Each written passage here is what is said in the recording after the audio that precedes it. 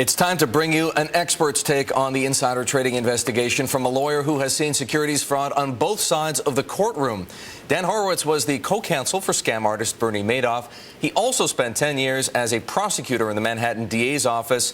Dan is now at Lankler Carragher here in New York City. Dan, I've been talking to some hedge fund people.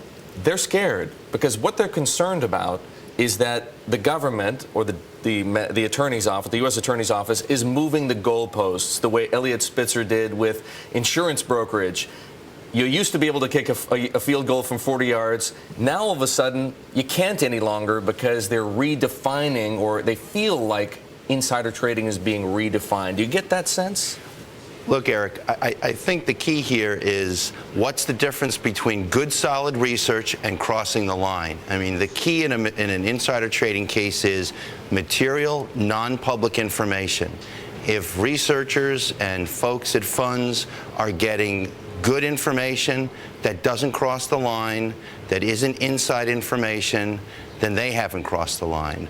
And what's different about this case, frankly, is the methods in which the U.S. Attorney's Office is conducting its investigation. Traditionally, insider trading cases are done with tedious record examination, and Galleon broke the mold because there you've got wiretaps, you've got cooperators and rats and insiders, and those are the traditional techniques that law enforcement has used, for example, to bust the mafia. So that's really what's changed here. Should we see this as a natural outgrowth, not just in terms of process, but perhaps in terms of evidence from the Galleon case? Sure. I mean, using a wiretap, greatly expands the ability of a prosecutor to conduct an investigation. And I think that's why folks feel that it's a target-rich environment right now in the financial services industry. The ability to conduct secret recordings of telephone calls and then approaching, apparently, based on news reports, approaching folks who have been recorded and say,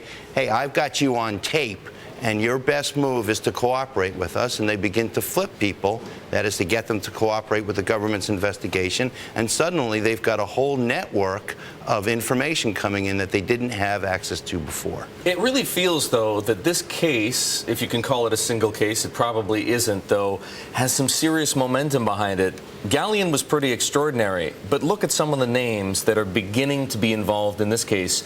Do you have any sense how big it might get? I mean, given what has happened in the last couple of days, as you say, you've got the top names of the top funds, in the country.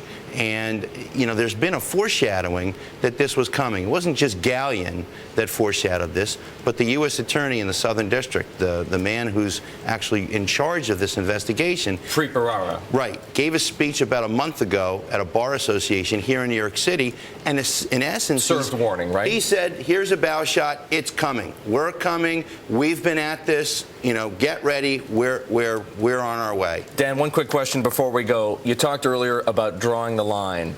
Is it clear where the line gets drawn, or can the line be drawn somewhere else? Well, material, non-public information, the legal definition is, would an investor think it's important? So if you're There's judgment involved. Sure, there's definitely judgment involved. I mean, are you getting quarterly, you're getting mid-quarter sales reports that no one else has access to?